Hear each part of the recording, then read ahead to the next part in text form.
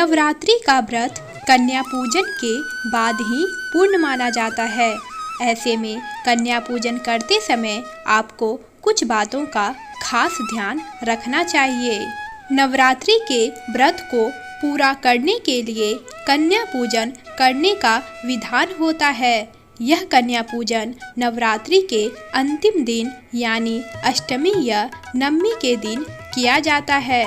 कन्या पूजन के लिए कन्याओं को घर बुलाकर उन्हें भोजन कराया जाता है और फिर उनसे आशीर्वाद लेकर हंसी खुशी विदा किया जाता है।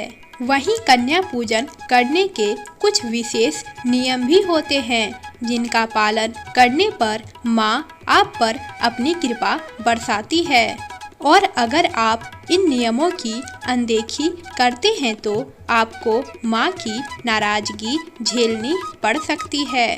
कन्या पूजन करते समय ध्यान रखें यह बातें। जिस भी दिन आप कन्या पूजन करने वाले हैं, आपको उससे एक दिन पहले कन्याओं को उनके घर जाकर सम्मान के साथ आमंत्रित करना है। ध्यान रहे कि आपको 9 कन्याओं समेत एक बालक को कन्या पूजन के लिए आमंत्रित करना है, जिन्हें भैरव बाबा माना जाता है। जब यह कन्याएं कन्या पूजन के दिन घर पर पधारती हैं तो आपको सबसे पहले दूध या पानी से उनके हाथ और पैरों को धोना है।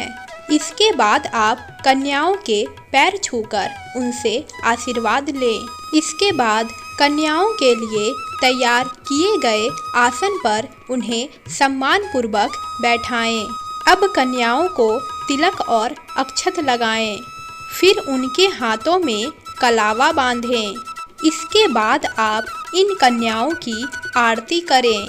आरती करने के बाद आप कन्याओं के समक्ष भोजन परोसें।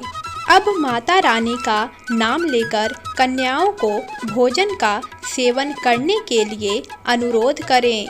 इस बीच यदि किसी कन्या की थाली में भोजन खत्म हो जाता है तो पुनः उनकी थाली में भोजन परोसें। कन्याओं के भोजन करने के बाद उन्हें उपहार भेंट करें।